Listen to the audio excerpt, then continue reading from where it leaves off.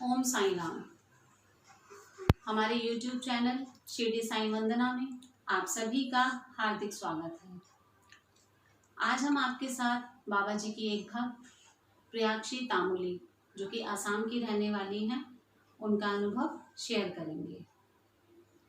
प्रियाक्षी तामुली बाबा जी के बारे में बहुत कम जानती थी। मतलब काफ़ी समय पहले उन्होंने बाबा जी का नाम सुना था टीवी के ज़रिए, लेकिन बाबा जी के बारे में वो कुछ ज़्यादा जानती नहीं थी।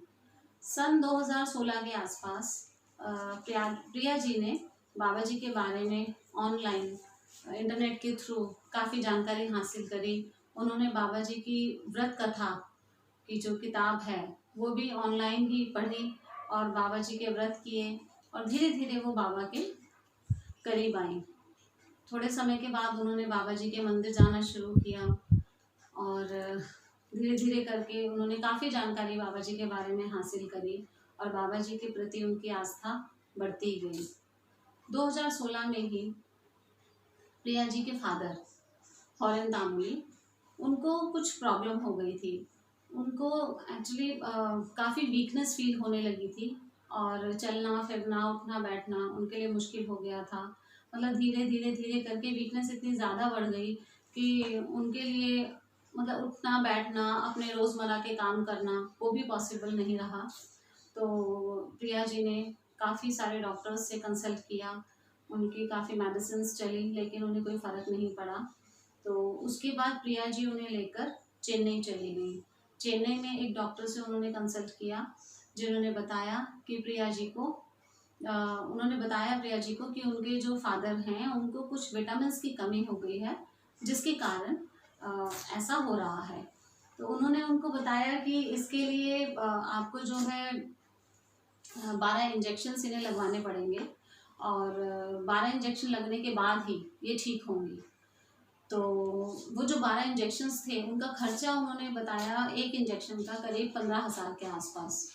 उनके बजट के हिसाब से वो बहुत ज़्यादा था, लेकिन फिर भी उन्होंने ये 12 इंजेक्शन अपने पापा को लगवाए और उसके बाद उन्हें वो आसाम वापस लेकर आ गई। उन्हें लगा कि शायद थोड़े टाइम में जब दवाई का असर होगा तो वो ठीक हो जाएंगे, लेकिन हॉरेन तामुली जी को कोई ख़ास फ़र्क नहीं पड़ा और धीरे धीरे करके उनकी तबीयत और बिगड़ने लगी। तो उन्होंने फिर अलग अलग डॉक्टर से कंसल्ट किया, तो कोई फ़र्क ना पड़ने के कारण फिर वो उन्हें दोबारा किसी दूसरे डॉक्टर के पास चेन्नई लेके गई। और जब वो दोबारा चेन्नई पहुंची और डॉक्टर के चैम्बर में जब पहुंची, जिनसे उनको मिलना था, उन डॉक्टर के चैम्बर में जब वो पहुंची तो वहाँ पे साईं बाबा जी का मंत्र चल रहा था, उनकी धुन लगी हुई थी। तो वहाँ पहुँच के प्रिया जी के मन को बहुत शांति मिली और उनको लगा कि शायद अब हम सही जगह पे आ गए हैं। वो जो डॉक्टर थे वो बहुत ही अच्छे मतलब इंसान थे। उन्होंने उनकी बहुत हेल्प करी, काफ़ी सारे टेस्ट करवाए और दूसरे कुछ डॉक्टर्स से भी कंसल्ट किया, उनका डिस्कशन करवाया कि एग्जैक्टली ये प्रॉब्लम क्या है। तो जब टेस्ट वगैरह हुए, उनकी रिपोर्ट आई, उन्हें जो उनकी प्रॉब्लम समझ आई उसके हिसाब से उन्होंने उनको मेडिसिन प्रिस्क्राइब की। थोड़ा बहुत ट्रीटमेंट उनका वहाँ पे चला और जब वो थोड़ा सा स्टेबल हो गए तो उन्होंने प्रिया जी को बोला कि अब आप अपने पापा को घर ले जा सकती हैं और जो मेडिसिन मैं आपको प्रिस्क्राइब कर रहा हूँ ये उनको लाइफ लॉन्ग अब लेनी होंगी।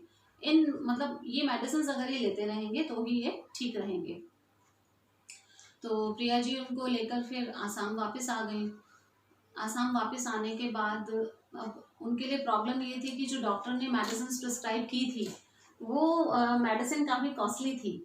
मतलब 1 महीने का खर्चा 15,000 से भी ज़्यादा था शायद, और इतने मेडिसिन जो महंगी हैं उनको अफोर्ड कर पाना उनके लिए बहुत मुश्किल था। तो वो काफ़ी परेशान थे कि क्या किया जाए, मेडिसिन के बिना पापा ठीक नहीं हो सकते, मेडिसिन लेने की हिम्मत नहीं है। तो मतलब वो बहुत बड़ी परेशानी में थी, लेकिन लगातार वो बाबा पे अपना विश्वास कायम किए हुए थी। बाबा की तरफ उनकी जो आस्था थी वो बहुत सच्ची और बहुत मजबूत थी। वो बाबा जी से निरंतर प्रेयर करती रही कि मेरे पापा को ठीक कर दो, मेरे पापा को ठीक कर दो। तो उनके मन में ये भी था कि अगर उन्हें मौका मिलता है तो वो शिरडी जाएंगी अपने पापा को लेके, लेकिन वो पॉसिबल नहीं हो पाया। लेकिन बाबा जी की ही प्रेरणा से उन्हें वैष्णो देवी जाने का मौका मिला और उन्होंने नंगे पैर माता के भवन तक चढ़ाई की, माता के दर्शन किए और उनसे भी यही प्रेयर की कि मेरे पापा को किसी भी तरह ठीक कर दो। प्रिया जी जब वैष्णो देवी से वापस आई तो उसके थोड़े टाइम के बाद ही उनके पापा को काफ़ी फ़र्क पड़ा और धीरे धीरे करके उन्होंने अपने पैरों पे चलना शुरू कर दिया और सब जगह आना जाना, स्कूटी चलाना, कार चलाना, मतलब धीरे धीरे करके वो ठीक होते चले गए। और थोड़े टाइम के बाद ही विदाउट मेडिसिन वो बिल्कुल ठीक हो गए, उन्हें किसी मेडिसिन की ज़रूरत नहीं पड़ी। और अब वो उसके बाद इवन उन्होंने अपना घर दोबारा बनाया, प्रिया जी की शादी की, सारे काम किए और आज वो बिल्कुल ठीक हैं और उन्हें कोई मेडिसिन लेने की ज़रूरत नहीं पड़ती। प्रिया जी का ये मानना है कि उनके पापा के ऊपर ये बाबा जी की ही कृपा हुई है, उनकी ही उन प्रार्थनाओं का फल है जो बाबा ने उन्हें दिया है, जिससे उनके पापा ठीक हो पाए। प्रिया जी ने अपनी एक और बात हमारे साथ शेयर की है। जिस साईं बाबा मंदिर में वो जाती थी बाबा जी के दर्शन करने के लिए, उस मंदिर के जो पुजारी हैं वो उन्हें बहुत प्यार करते हैं। एक्चुअली प्रिया जी बहुत ही धार्मिक विचारों वाली हैं, तो इसलिए उन पंडित जी का मतलब हमेशा उनके साथ एक अच्छा कनेक्शन रहा। तो एक बार प्रिया जी मंदिर गई हुई थी, तो वहाँ पर एक बाबा आए बिल्कुल साईं बाबा जी की वेशभूषा में ही, और वहाँ आके उन्होंने भिक्षा मांगी। तो पंडित जी ने उनको एक चेयर दी बैठने के लिए और उनसे कहा कि आप यहाँ बैठिए, बाबा जी अभी आरती होने वाली है, आप प्रसाद लेके जाइएगा। तो उन्होंने उनको वहाँ बैठा दिया। तो जब आरती ख़त्म हुई तो प्रिया जी के पास कुछ पैसे थे, 20-30 रुपये, तो उन्हें ये लगा कि मुझे ये पैसे इन बाबा जी को दक्षिणा में दे देने चाहिए। तो उन्होंने वो पैसे उन्हें दे दिए। जब वो उन्हें पैसे दे रही थी तो उसी समय पंडित जी आ गए उनको प्रसाद देने के लिए। तो पंडित जी ने उन बाबा जी से कहा कि बाबा जी इस बच्ची को अपना आशीर्वाद दीजिए कि इसकी शादी जल्दी हो जाए। तो वो बाबा जी बोले कि इसकी शादी में तो अभी थोड़ा टाइम है, लेकिन हाँ, इसका जो भी हस्बैंड होगा वो इससे भी ज़्यादा धार्मिक होगा, इससे भी ज़्यादा भगवान के प्रति आस्था रखने वाला होगा। और उन्होंने ऐसा कह के उन्हें अपना आशीर्वाद दिया। ये बात थी 2016-17 के आसपास की। और प्रिया जी की शादी 2019 में हुई, लेकिन बाबा जी के द्वारा वो बोली गई बात कि उनके जो हस्बैंड होंगे वो भी उनसे भी ज़्यादा धार्मिक विचारों के होंगे, तो ये बात सच निकली। और प्रिया जी की शादी की बात भी साईं बाबा जी के मंदिर के थ्रू ही शुरू हुई। तो उनका ये मानना है कि वो बाबा जी का ही रूप था, क्योंकि वो बाबा जी दोबारा कभी उस मंदिर में नहीं आए, जैसा कि उन्हें पंडित जी ने बताया। और सिर्फ वो उस दिन आए थे, उसके बाद वो कभी वहाँ नहीं आए। तो उनको यही लगता है कि वो खुद बाबा जी ने उन्हें दर्शन दिए, उन्हें आशीर्वाद दिया और उनकी सारी मुश्किलों को ठीक कर दिया। और आज भी प्रिया जी की शादी हो चुकी है और अभी भी उनके पापा, वो, उनके हस्बैंड, उनके घर के सभी लोग बाबा जी के प्रति उनकी बहुत आस्था है, बहुत विश्वास है, वो उन्हें बहुत मानते हैं।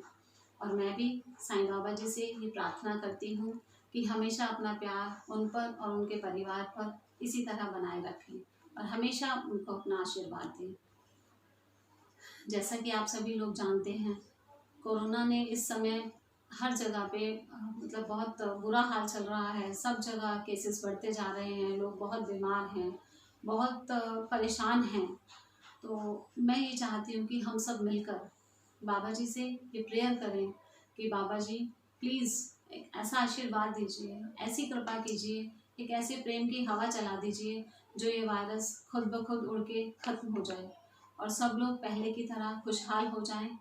और ये जो माहौल बन गया है एक डर का, ये ख़त्म हो जाए। प्लीज़ बाबा जी, हम सबकी आपसे ये प्रार्थना है कि आप अपने सब भक्तों का, सबका, पूरी दुनिया का साथ दें और इस वायरस को ख़त्म करने के लिए हमारी मदद करें। अगर आपको बाबा जी का कोई अनुभव हुआ है, कोई साक्षात्कार हुआ है, तो प्लीज़ अपना एक्सपीरियंस हमारे साथ शेयर कीजिए हमारे कमेंट सेक्शन के थ्रू या हमारी मेल ID shirdisaiwandana@gmail.com पर। हम आपके अनुभव भी अन्य भक्तों के साथ शेयर करना चाहते हैं। और अगर आपको हमारी वीडियोस अच्छी लगती हैं तो हमारे चैनल को लाइक करें, सब्सक्राइब करें, बेल आइकन को प्रेस करें ताकि हमारी आने वाली बाकी वीडियोस के नोटिफिकेशन भी आपको मिल सकें। ओम साईं राम।